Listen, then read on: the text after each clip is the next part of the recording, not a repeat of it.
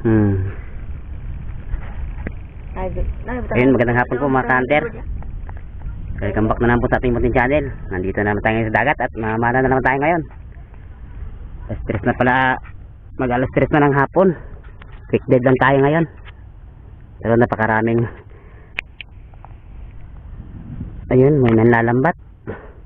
Meron ding nang nimimingwit, tinatawag sa imong labjog. Ayun, napakarami nila, taga sa amin din yan. Nauna na sila. Sana maginaw ngayon yung dagat.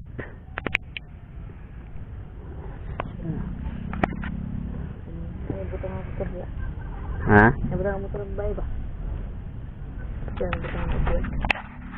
Ayun mga kades, stay tuned lang po. Sana certain tayo ngayon. Sana malinaw yung dagat ngayon. Kagali man lang tayo ng pang-ulam.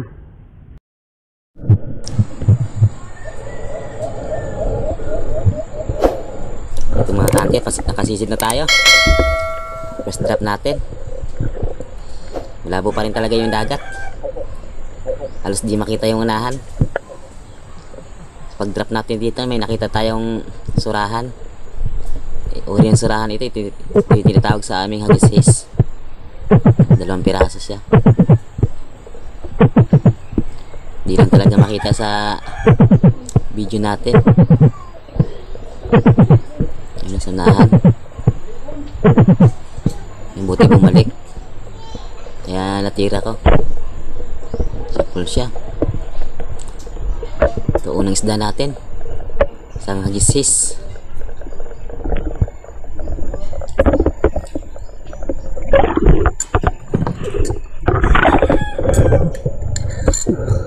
Hindi naman kalakihan pero okay na ito pang ulam.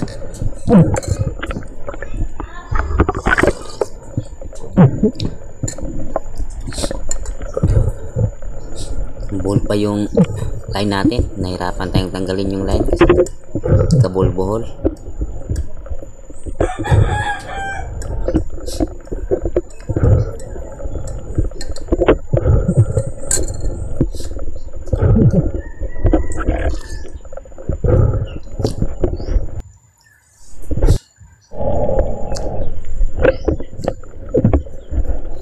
At dito nag-drop na naman tayo dito.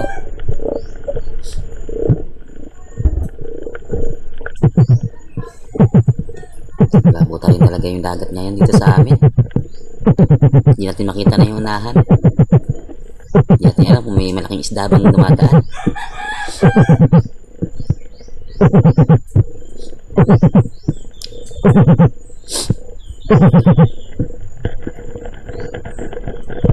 Habang nag-fish ko ako dito, wala talagang lumalapit.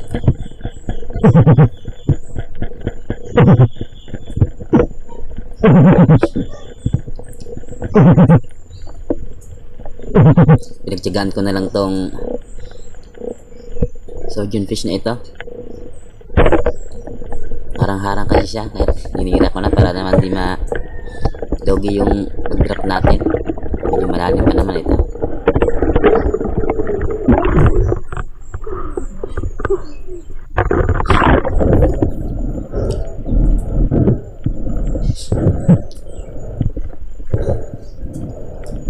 Nagpahinga muna ako bago ako binalikan.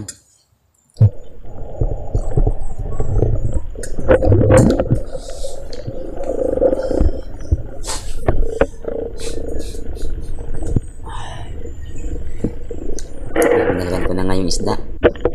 Tutuhog siya. Maliit lang.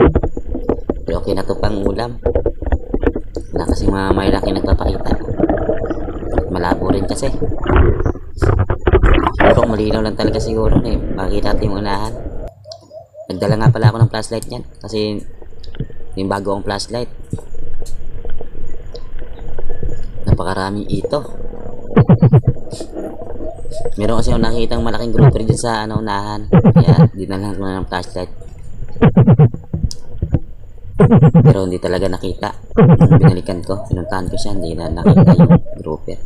Hindi lumabas. Marami talaga ng ito. Sakit pa naman makatinik tong mga isda na to.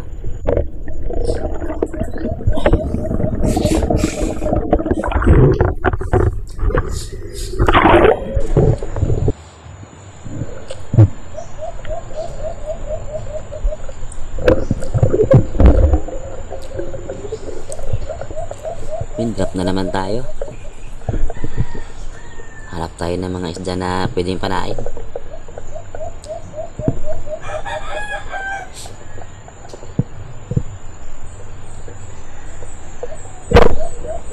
Chapol.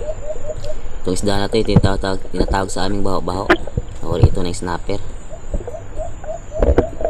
Siyempre nag-resurface muna ako kasi nga sumubusan ako ng hangin dahil malalim.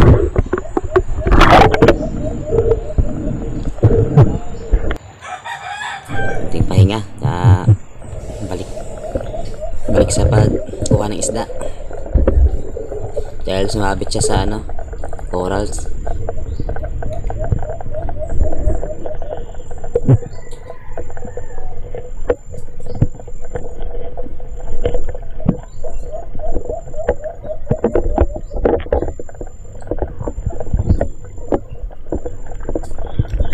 Yung ganito kayo laki sa amin, good size na to.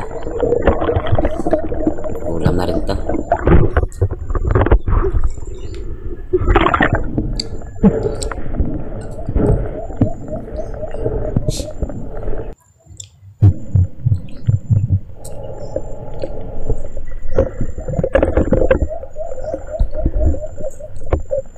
Itong spot na to, ito ko lagi nakikita yung mga surgeon fish na may laki. Kaya sinisiran ko. Tinignan ko kung nandyan ba sila. Hindi nga tayo nabigo. Napakarami nila. Kaso lang sa sobrang juicy natin, di tayo nakatira. Dahil mayroong mga one-dot snapper tsaka third snapper na may laki. Pumili tayo na anong titirahin. Hanggang sa maubusan tayo ng hangin. Kaya nag-resurface na lang tayo na walang napapana. Napaka-amo pa naman sana ng isang surgeon fish. Kaya hindi ko tuloy natira. Kasi pinili ko nga yung one-dot snapper tsaka checkered snapper yung may laki. Dito nga binalikan natin. Dito kasakal yung nandyan pa sila.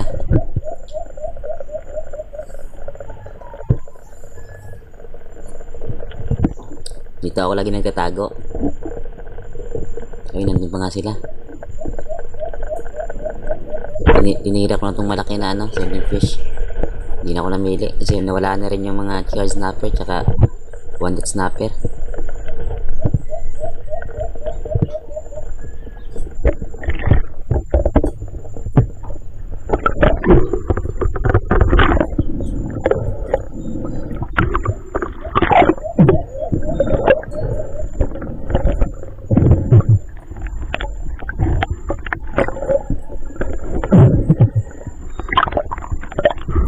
Good size na rin to na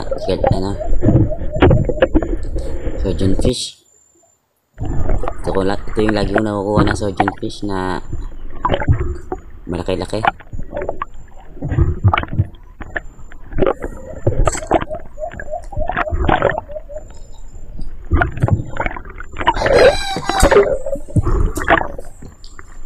Tumilaok na yung manok.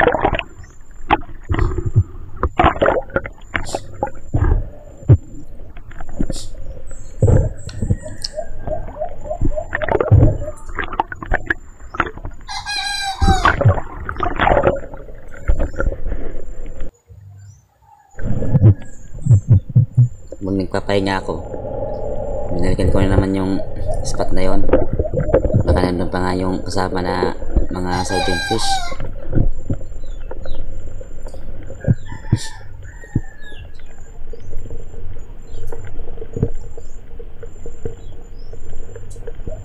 Nandun pa rin sila. Pwede na saan tirahin to. Kasi may nakita akong one-dot snapper.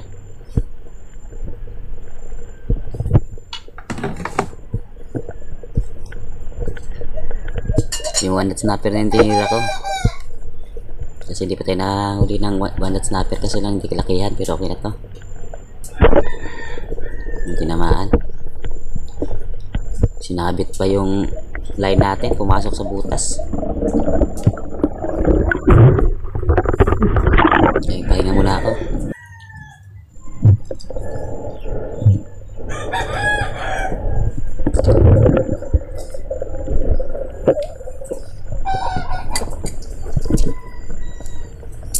binalikan ko na nga yung isda. Ayun, sinabit sa ilalim. Pumasok sa ilalim ng butas.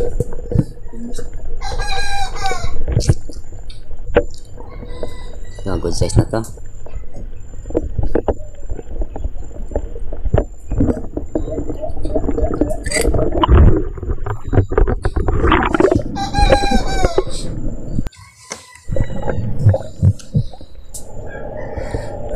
Dito, lumipat tayo sa bag spot na ano, nilalagyan ng mga isda. Dito rin lagi naglalagay yung mga malaki mangrove snapper, tsaka mga chicken snapper at mga surgeon fish. So, unahan lang ito dun sa unang nating nahulihan ng surgeon fish. Babalikan na lang natin yung mamaya, baka meron na dun bumalik yung mga isda dito natin sa kabila. Nag-visual ako, wala talaga, may lumapit na mga grupo ng barakuda o tinatawag aming batog. Meron naman good size na, kaya pumili ako ng malaki-laki na.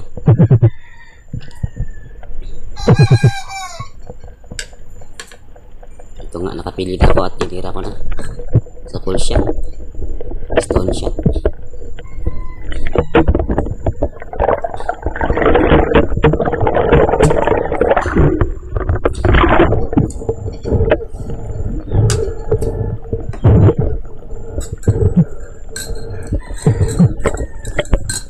Isa rin to,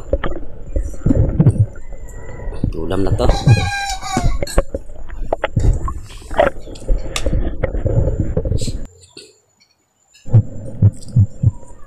Dito binalikan ko na yung nakatirihan natin ng surgeon fish dahil pauwi na rin ako at hapon na. Baka sakali akong mayroong malaking isda na pumunta dito at hindi nga tayo nabigo. Nung una ko nakita dito isang Maurice Shepherd, nasa mga 1 kilo na rin. Kasi lang hindi ko natira kasi medyo dumistansya siya at di nga makita, sobrang labo nga. Kaya nag-visual ako, baka sakali akong bumalik at hindi inaasahan mayroong mga malaking mangrove snapper na sa kabila dumaan. Muntik pa natin hindi matira. Ayun, malaki. Buti tinamaan kahit malayo pa. Kaya binilisan ko agad habulin kasi tinanggal yung shop natin. Nang makawala. Muntik na mahugot yung shop sa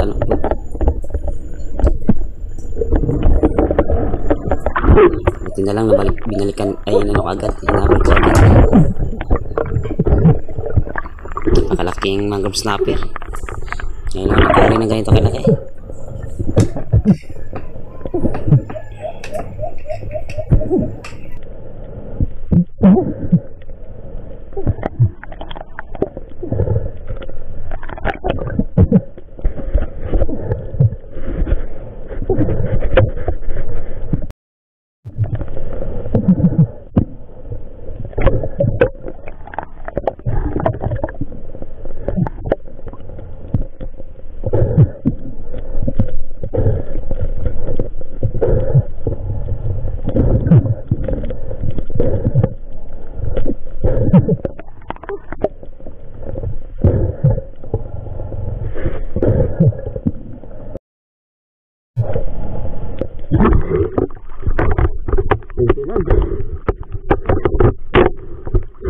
Natin pero nakahuli tayo ng malaki.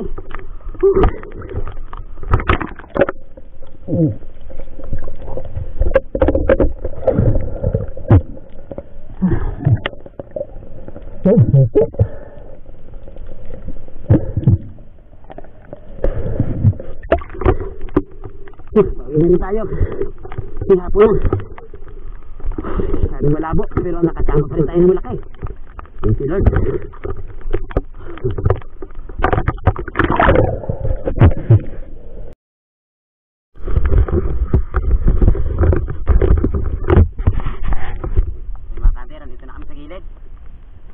At nakadali tayo ng medyo malaki-laki.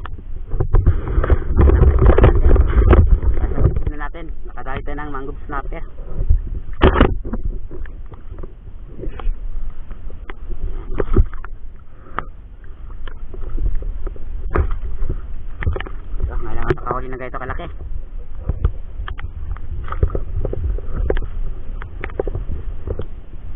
malabo kasi, kaya nanira din ako ng mga sakto lang pang ulam. Kala ko kasi di tayo makakakuha ng malaki.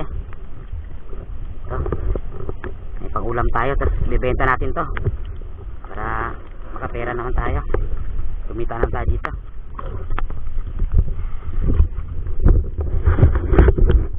Ayun mga kanten, ganun na lang po mga kanten. Kita-kita ulit tayo sa mga susunod na adventure natin.